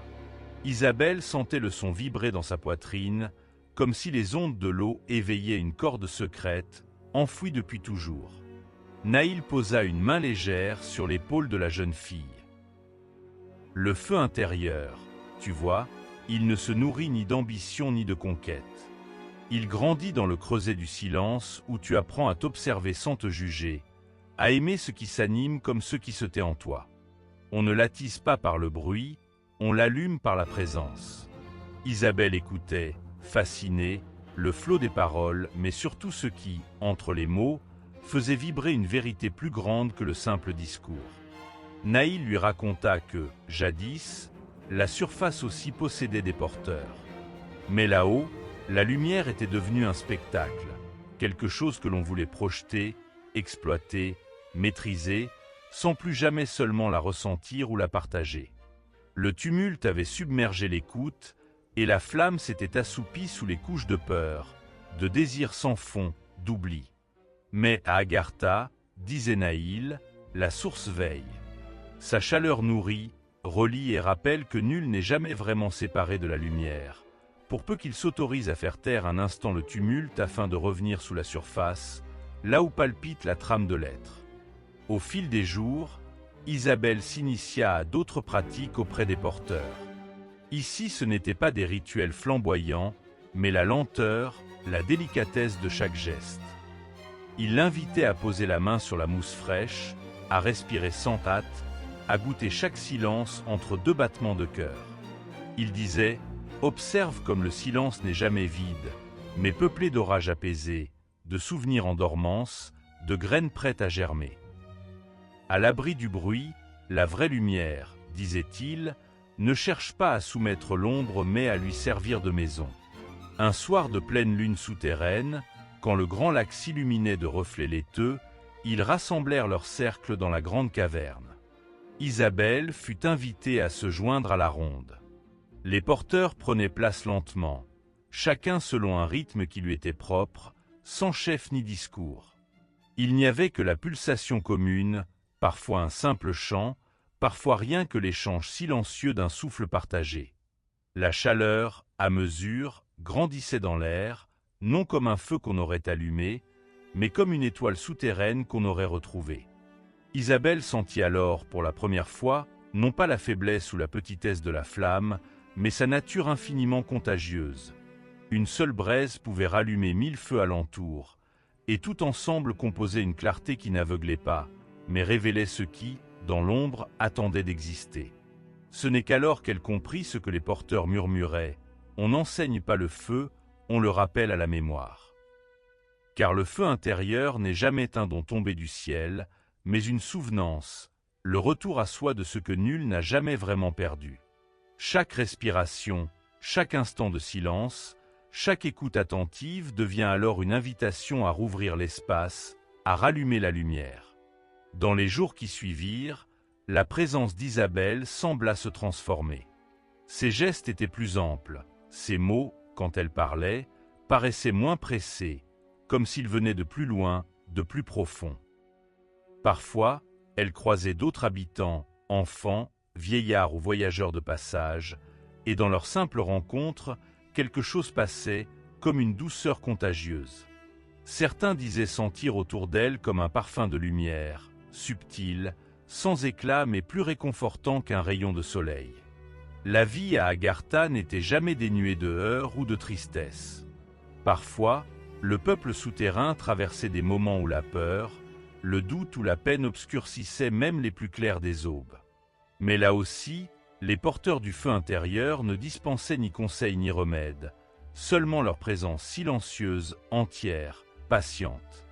Ils demeuraient aux côtés de ceux qui souffraient, tenant leurs mains, partageant leur souffle, offrant la chaleur stable de leur flamme jusqu'à ce que l'autre s'en souvienne à son tour. Au bout d'un long chemin invisible, Couronne se tenait devant la dernière porte. Aucun battant de pierre, pas de serrure, rien d'autre qu'un rideau de brumes irisées flottant dans une paix dense et profonde. Les marches qu'il dut gravir coulaient sous ses pieds comme si la matière du monde hésitait entre solidité et lumière. Derrière lui, ses compagnons formaient une procession silencieuse. Lisée nonchalante mais le visage grave, aube frémissante, et l'ancien Tyron qui murmurait dans sa barbe les mots de protection appris enfant. Tous savaient, chacun de leurs souffles s'unissait pour ne pas troubler la gravité du moment. Dès que Couronne effleura du front l'arc de brume, l'univers bascula. Impossible de dire s'il tombait, avançait ou se dissolvait. La sensation semblait être tout cela à la fois. La lumière ne venait ni d'en haut ni d'en bas, elle émanait partout, un fleuve sans source ni embouchure, qui baignait tout ce qui était. Ici, il n'y avait ni gravité ni contour. Les solides, les vides, les pensées elles-mêmes se dissipaient dans l'évidence d'une présence continue, tissée d'or et de silence. Il comprit qu'il avait franchi le seuil du cœur de la terre, le centre lumineux autour duquel toutes les légendes avaient tourné leur regard et leur espoir. Le lieu se révélait sans forme, vaste mais intime, saturé d'une clarté à la fois douce et vertigineuse qui semblait vibrer à la fréquence unique du vivant. Couronne ne savait plus où finissait la lumière et où commençait sa propre chair. Il flottait dans cet océan d'essence, entouré, traversé, aimé par tout ce qui avait jamais existé. Ses amis n'étaient pas loin.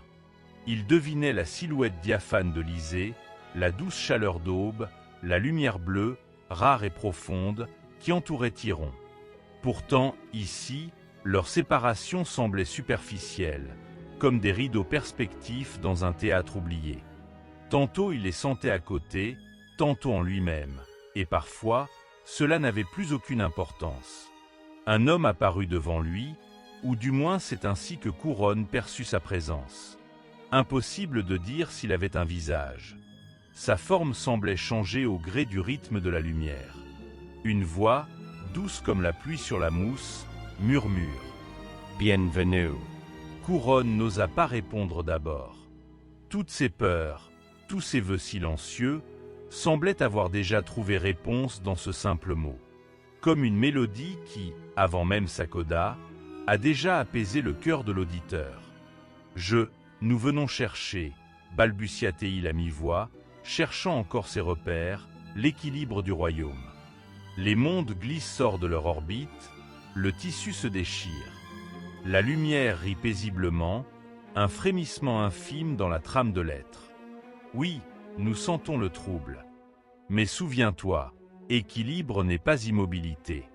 Les mondes respirent, ils tanguent, ils murmurent. Ce que tu considères comme rupture est souvent passage. Autour de Couronne, le cœur battait, immense et serein. Parfois, la lumière s'accumulait en masse plus dense, esquissant les contours de racines, d'ailes, de visages. Il comprit que chacun de ces reflets était un souvenir du monde matériel, une trace laissée dans la matrice qui animait toute chose. Il s'abandonna, acceptant cette dissolution de soi, et sentit que d'autres êtres affluaient. Les gardiens arrivaient en douceur, porteurs d'aura, de couleurs et de vibrations tous singulières, certains puissants et vastes comme des mers, d'autres fins, presque translucides, comme le chant d'une étoile lointaine. Ils se groupèrent, formant un cercle qui n'en était pas un, autour du battement central du cœur. Un silence que nul bruit ne pouvait troubler s'installa, fleuve antédiluvien où toute peur s'évapore. Une gardienne, blanche et ambrée, s'approcha d'Aube et lui offrit ses mains. Elles correspondaient comme deux feux jumeaux. Aube sourit, et la lumière rougit, irisant la mémoire de l'enfant qu'elle avait été, marchant pieds nus dans le jardin éternel. Cette gardienne partagea en elle des souvenirs anciens. Le peuple des ponts vivants, les saisons dansantes, les cœurs reliés par des fils d'écoute. Aube, devenue limpide, sentit qu'elle avait été et serait, la tisseuse discrète du lien entre les règnes. Lysée, de son côté, fit face à un vieil homme dont la transparence laissait voir des myriades de graines portées par le vent. Son souffle était une pluie, ses yeux laissaient couler le temps. Lysée comprit, en touchant ses doigts, toute l'humilité de la croissance, l'audace de jeter des racines, la patience du bourgeon, le courage de faner. Un instant, elle eut accès au plan secret où chaque germination recèle une promesse. Une tendresse nouvelle grandit en elle, mêlée à la force rude des tempêtes. Tyron, enfin, s'agenouilla devant un géant silencieux, drapé de roches et de brume. Ils restèrent sans mots, échangeant la simple conscience d'être là. L'ancien sentit couler en lui la mémoire du monde minéral. La création des montagnes, les incendies sous la croûte, la patience inflexible du diamant, la déferlante des âges et l'espoir fou des volcans cachés. Leur lien était muet, mais profond comme le chant gravé des cavernes oubliées. Au centre, Couronne attendait. La lumière se resserrait, pulsant comme un énorme cœur d'ambre. Il comprit alors que ce que les légendes avaient appelé cœur de la terre n'était pas un lieu, mais un passage, une mise à nu de l'essence. Tous étaient là, gardiens et visiteurs, dissous et reliés, traversés par une seule et immense respiration. Le rassemblement des gardiens forma une chorale silencieuse. Leurs pensées coulaient comme des fleuves de verre, et chaque participant y ajoutait sa couleur, sa résonance. Il n'y avait plus de mots, seulement l'évidence. Tous prenaient part à la danse invisible qui, depuis l'aube des mondes, gardait l'équilibre entre la naissance et la disparition. Couronne perçut alors le motif secret, la façon dont une étoile qui meurt alimente la germination d'une graine, les liens subtils entre un souvenir d'amour et le souffle du vent éternel. Le monde était fragile, mais la fragilité elle-même était beauté. Vouloir éterniser, l'ordre revenait à nier le mouvement même de la vie.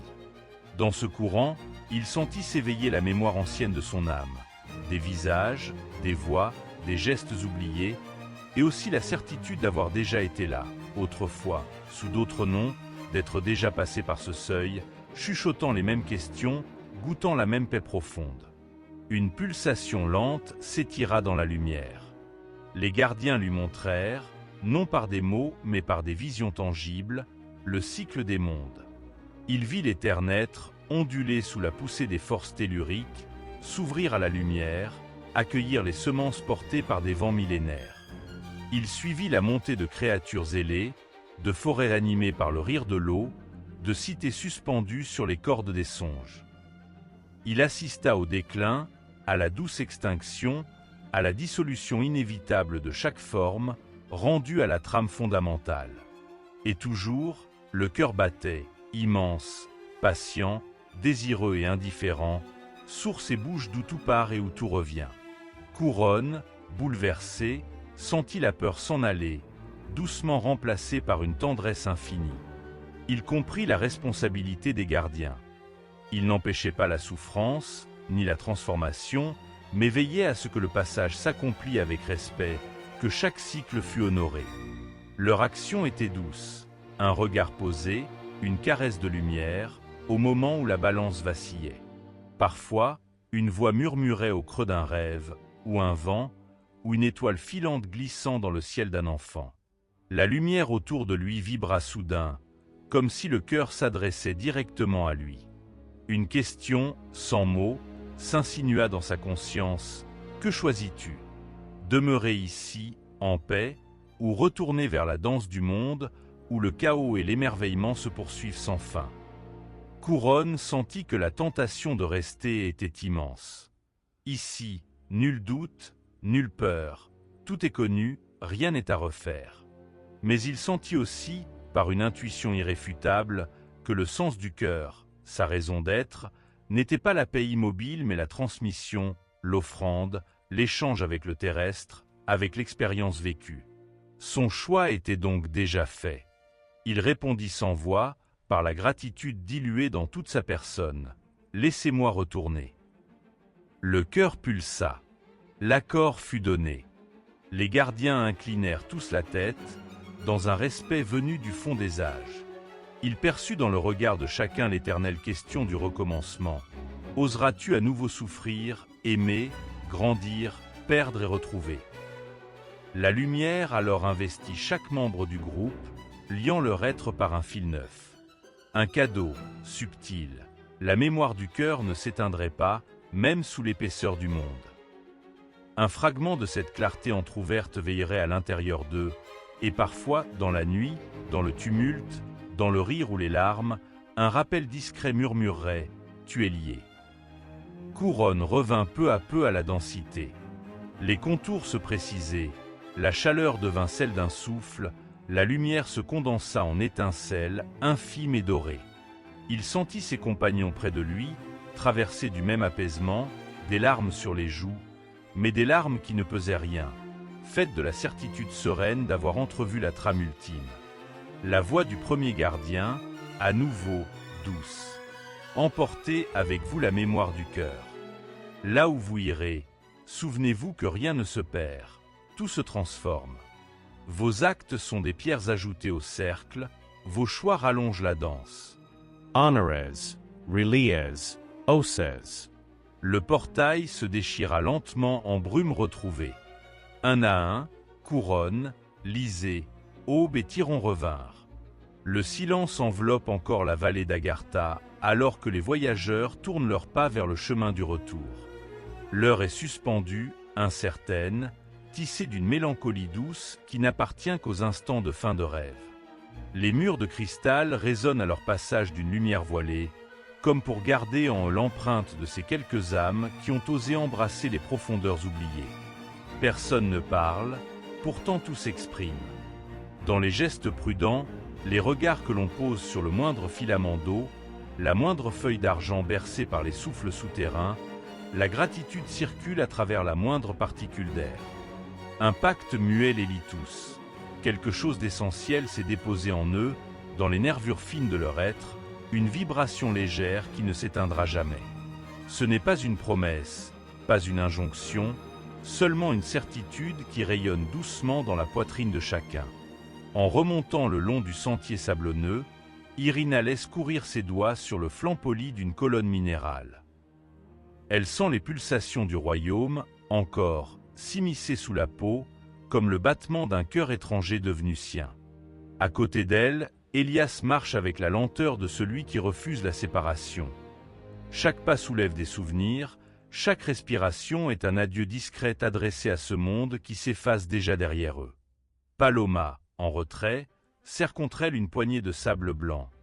Un secret pour l'instant, une offrande peut-être, une graine d'autre chose à planter au dehors. Il y a, sur leur passage, les visages familiers des sages et des enfants de la vallée, dont les yeux de tourmaline brillent d'espoir et de confiance. De cette rencontre, ils savent tout ce qui a été partagé. Des rêves, une histoire, la possibilité d'une paix nouvelle. C'est bien plus qu'un simple souvenir. C'est une résonance, un écho qui les habite pour toujours. Le tunnel s'étire devant eux, presque hostile dans sa linéarité aveugle, dépourvu de la gentillesse lumineuse des rivières souterraines.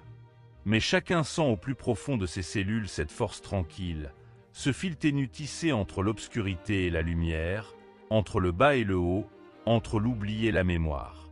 Le souffle d'Agartha danse encore dans leur esprit, comme une chanson d'enfant dont on ne peut oublier la mélodie, un refrain délicat, rassurant, qui promet d'être là lorsque la peur ou le doute menaceront de refermer leur emprise. Ils ne savent pas combien de temps ils marchent. Le décompte des heures n'a plus de sens. Aucun repère extérieur pour scander leur avancée, aucune montre pour rappeler la fuite du temps. La pénombre s'abat et ils avancent aveugles, mais en eux, une lumière tranquille éclaire la route. Chacun de leurs pas leur rappelle la certitude de ce qu'ils ont vu et ressenti. Ils n'ont plus besoin de regarder pour savoir où poser le pied, car l'énergie acquise là-bas guide chacun de leurs gestes.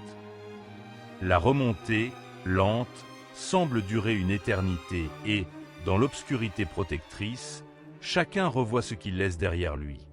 Irina se souvient de la main de Lysandre frôlant la sienne alors que tous deux contemplaient la voûte étoilée d'Agartha, un ciel intérieur où chaque astre est une pensée apaisée.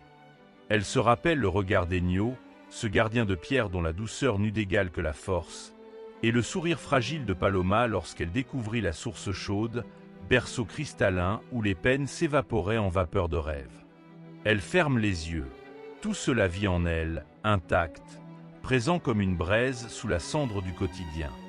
Elias, lui, songe à ce qu'il dira à ceux qui l'attendent.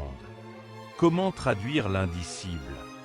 Comment raconter la sensation de flotter dans le silence parfait, ou la paix qui s'installe, inaltérable, même lorsque des tempêtes grondent ailleurs? Il ne sait pas, et déjà le désir de protéger ce qu'il a reçu grandit en lui.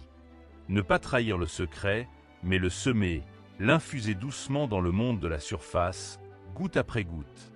Puis, le froid du monde d'en haut les saisit soudain, comme une vague inattendue. La lumière naturelle, forte, brutale, s'infiltre à travers une fissure étroite. Ils émergent dans une clairière où la mousse ressemble à celle d'Agartha, mais sans la lueur intérieure. Le vent, un instant, paraît trop violent, le ciel trop vaste, la vie trop bruyante. Leurs yeux se plissent, la mémoire lutte pour s'acclimater à ce contraste saisissant. Chacun reste là, debout, bouche entr'ouverte, inspirant profondément l'air de la surface. Une étrange impression les prend. Le monde est le même, et pourtant rien n'est pareil. Les arbres, les pierres, l'horizon bleuté, tout semble déborder d'une vitalité nouvelle. Les silhouettes d'oiseaux, là où le ciel s'effiloche, sont empreintes du souvenir des rayons de cristal. La douceur des brises semble leur parler un langage oublié. Ils voient des couleurs qu'ils n'avaient jamais remarquées, perçoivent le mystère vibrer dans chaque écorce, dans chaque brin d'herbe, à la façon d'un chuchotement d'Agartha venu leur dire « Rien ne meurt, tout se transforme ». Le trajet vers le village est silencieux, mais ce silence n'est pas vide. Il est plein de ceux qu'ils portent désormais en eux, ces enfants et ces vieillards, ces esprits anciens, ces murmures d'eau qui coulent loin sous la croûte terrestre.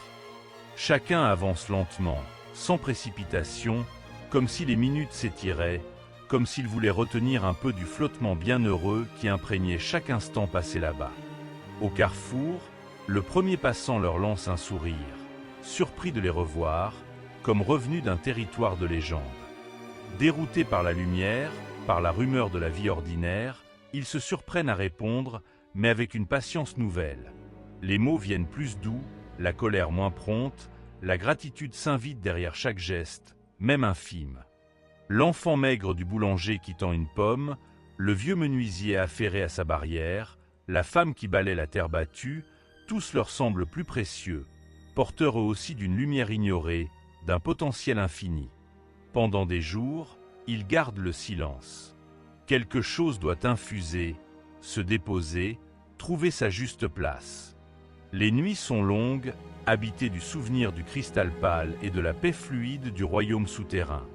Pourtant, peu à peu, dans la routine retrouvée, ils glissent çà et là leur trésor minuscule. Irina, assise au bord du puits, conte à voix basse l'histoire d'une source qui ne tarit jamais, choisissant ses mots comme on caresse une pierre de lune.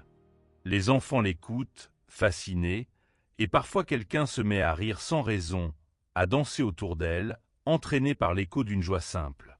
Elias plante, un soir, quelques graines de fleurs oubliées dans le jardin de l'école. Il regarde la terre, sûr qu'elle saura porter en elle le secret du royaume caché et le message silencieux de ses gardiens.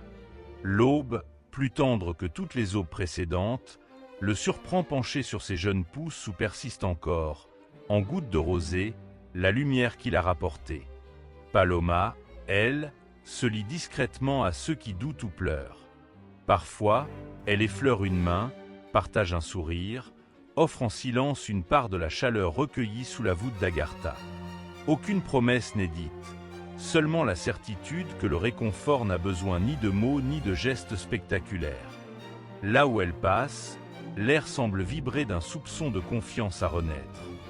Elle garde sur elle, bien cachée, la pincée de sable blanc, comme un talisman, comme une amorce de miracle quotidien. Les jours s'égrènent.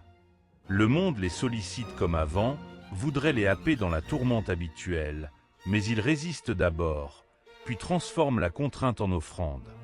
On les croit changés, et c'est vrai, ils sont moins vifs, moins tranchants, plus poreux à la lumière de l'autre. Ils entendent les silences là où d'autres n'écoutent que le fracas. Quand la colère monte, ils posent d'abord la main sur leur cœur, ressentent l'harmonie souterraine, la laissent s'étendre comme une onde apaisante autour d'eux. Les conflits s'étouffent à leur approche, la rancœur se dissipe un peu, le tumulte s'adoucit à l'allure d'une vague qui se brise doucement sur du sable fin.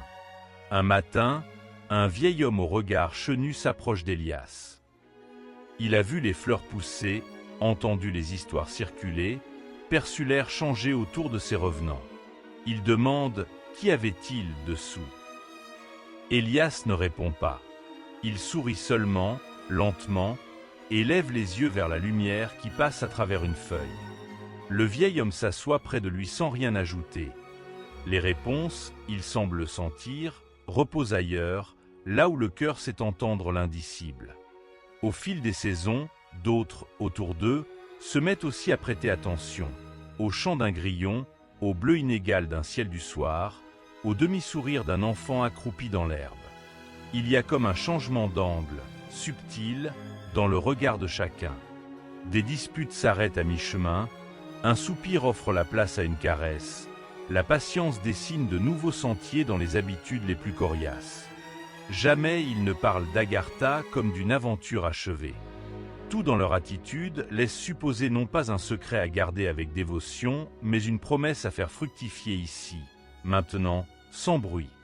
Ils deviennent les jardiniers d'une clarté discrète, les bâtisseurs furtifs d'une paix dont l'écho se répand de cœur en cœur.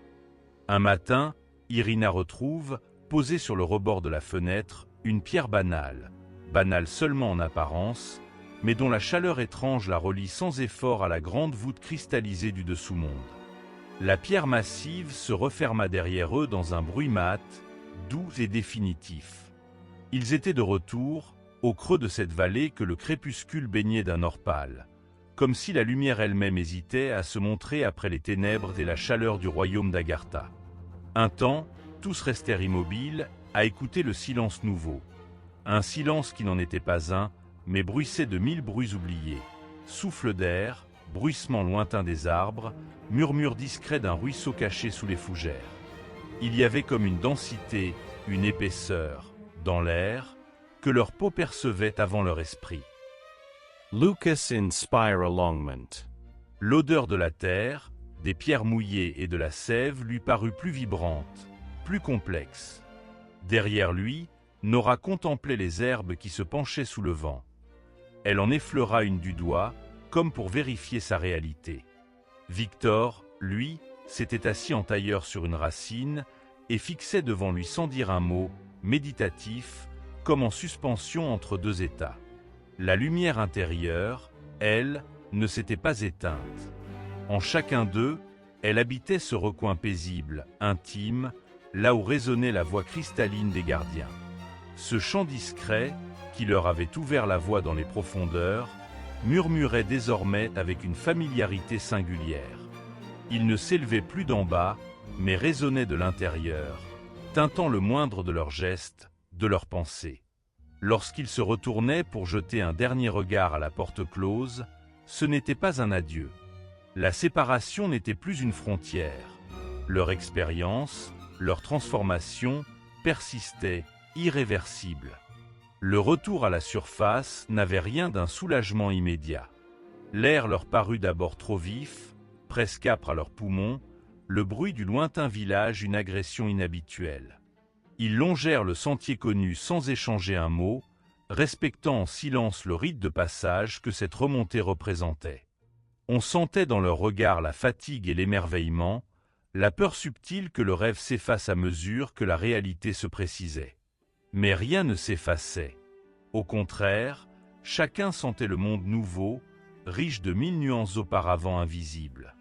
Les arbres du chemin, dont il connaissait enfin les noms secrets, semblaient leur adresser signe et salut. Le rire soudain d'un enfant dans le village voisin fit lever à Lucas un sourire paisible. Il se tourna vers Nora, vit dans ses yeux les mêmes reflets dorés que dans ceux des gardiens. Victor, lui, avançait avec une lenteur nouvelle, pesant chaque pas comme s'il dansait une chorégraphie ancestrale, en communion harmonieuse avec la terre. La nuit s'installa peu à peu.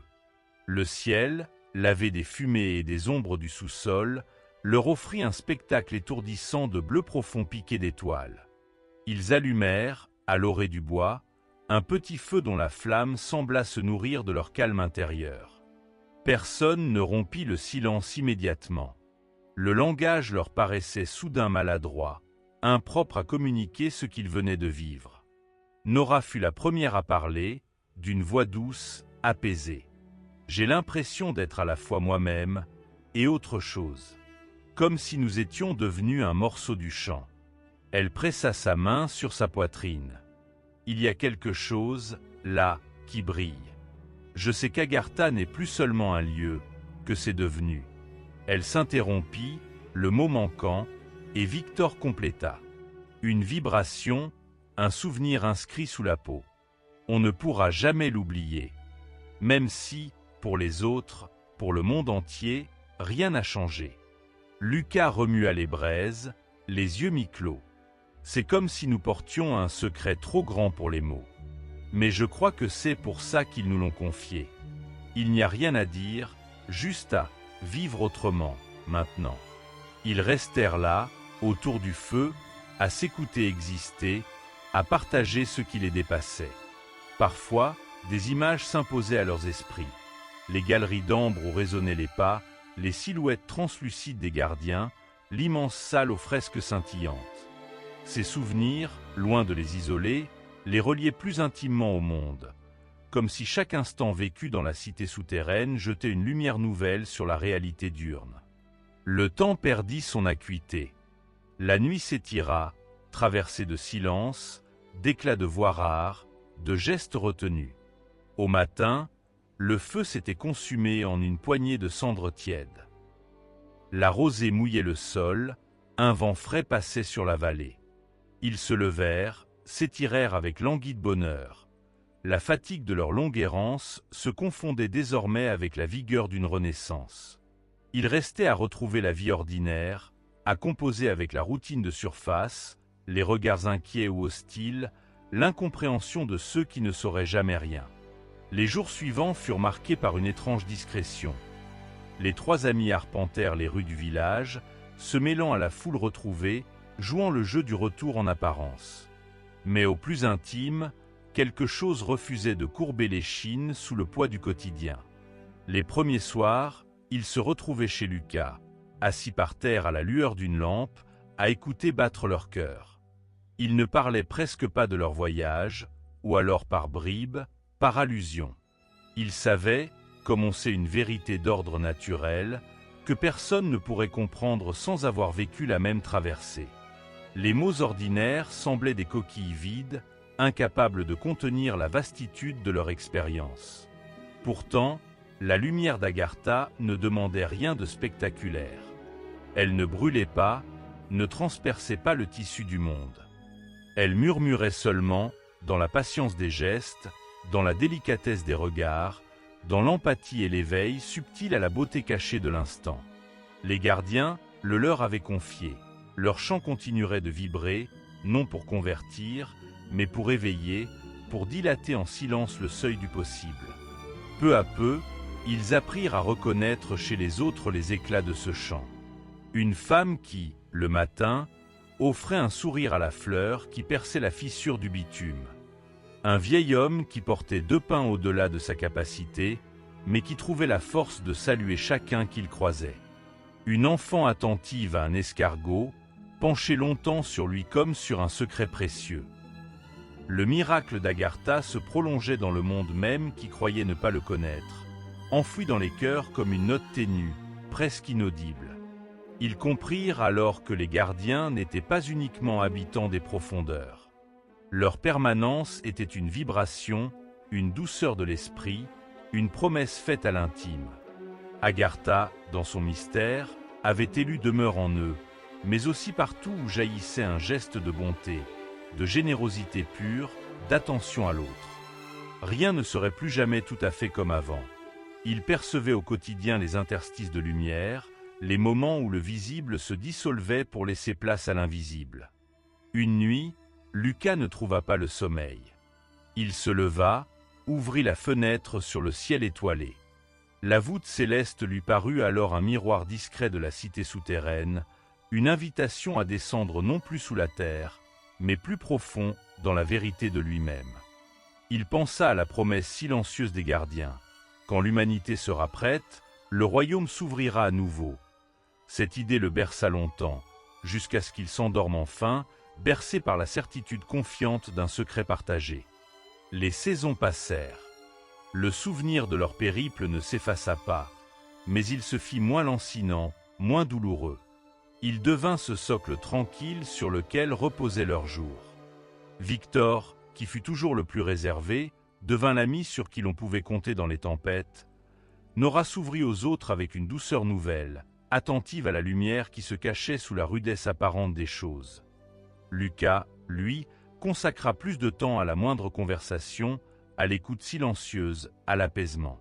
Parfois, ils retournaient ensemble jusqu'à la porte de pierre, gravissant la vallée au petit matin, dans un élan d'espérance ou de mélancolie.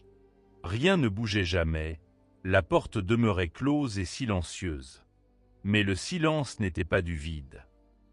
Il avait la densité d'une promesse, d'un secret à tisser dans la matière du monde.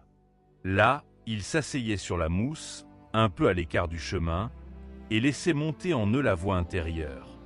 Ils se savaient désormais les dépositaires d'une transmission silencieuse, invisible maillon d'une histoire qui les dépassait. Au village, certains devinrent sensibles à leur rayonnement tranquille. On disait qu'ils avaient changé, qu'il y avait quelque chose dans leur regard, dans leur manière de parler ou d'aider. Il n'y avait pourtant aucun mystère, ni signes extérieurs évidents. Seulement cette qualité discrète qui apaisait, rendait les autres un peu meilleurs à leur contact. Ils ne cherchaient à convertir personne, ni à convaincre. Agartha les avait enracinés dans la réalité et leur avait donné la patience d'attendre que la graine germe sous la surface. La vie reprit donc son cours, mais non sans trace. Au fil des jours, Lucas et ses amis découvrirent que la lumière intérieure ne tarissait pas. Elle grandissait même à mesure qu'ils la partageaient. Elle était parfois minuscule, fragile, éclat fugace d'empathie dans un bus, soudaine compréhension lors d'une dispute, intuition rassurante dans un moment de doute. Ils surent alors, intimement, ce que voulait dire la promesse des gardiens. Le royaume d'en bas n'était plus à chercher dans les profondeurs, mais partout où veillait une conscience éveillée. D'autres soirs, chacun méditait chez soi, laissant émerger des souvenirs liés à la cité disparue, les rendant vivants non par nostalgie, mais comme on allume humblement une chandelle dans l'obscurité. Agartha devenait peu à peu ce territoire intérieur, ce jardin secret où ils pouvaient retourner en pensée dès qu'ils en ressentaient le besoin. C'est ainsi que s'achève cette saga. Merci d'avoir suivi cette histoire. N'oubliez pas d'aimer, partager et vous abonner à Saga Ancestrale pour d'autres récits fascinants. À bientôt.